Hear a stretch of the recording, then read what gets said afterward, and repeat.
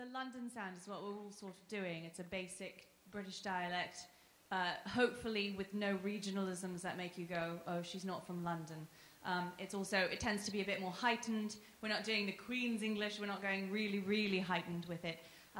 But we're trying to keep it, you know, basic and neutral for a British sound, right? So that's sort of what I'm doing right now. The Cockney sound, it gets a bit more nasal, a bit more up in the throat, you know, but a bit more up in the, you know, in the nose. And you get to draw things out, and it's a bit more ugly, right? And it's a little bit more harsh. And so that's why we didn't really want the Cratchits to sound a bit like that, because we want them to be a bit more pretty, I think, right? So they...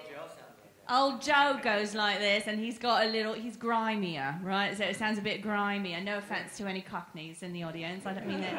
And then the Yorkshire sound, thank God again that Dan Hyatt and I worked on the Pitman Painters right after this show last year, and we did a North Country Miners dialect, and so we were working on that while we were doing Carol.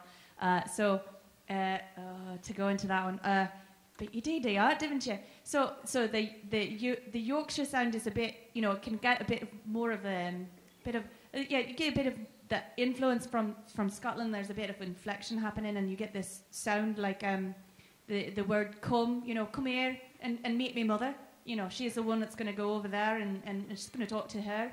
And so there's a bit of an influence from the North Country, which is Scotland, and then also the colloquial phrases, etc., that happen when you're kind of in a group of people who speak like you and work like you. The miners would all sort of have their own sort of language.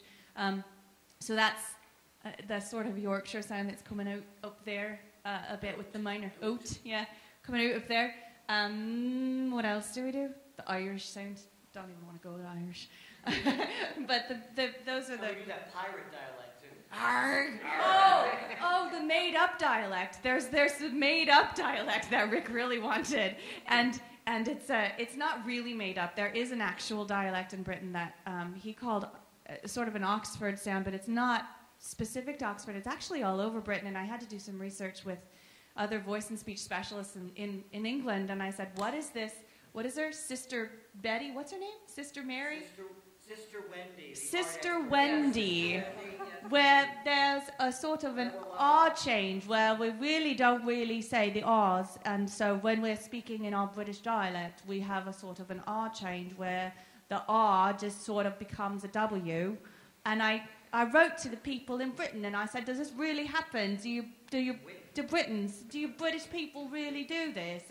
And where is it that this happens? And they said it's not a specific place, but unlike in America, where if you have an R issue and you're a child, you go to speech and we sort of drill that out of you. In Britain, they don't care. So they just keep it. So the R to W change happens. So he asked for that for a couple of actors, and so there's a scene with the R to W change. But then we morphed it. Then it became an R to L substitution as well. And then it became an L to W substitution, and then a V to W substitution. It got completely over the top. So that one's made up. Much like those two characters. A little bit like those characters, yes.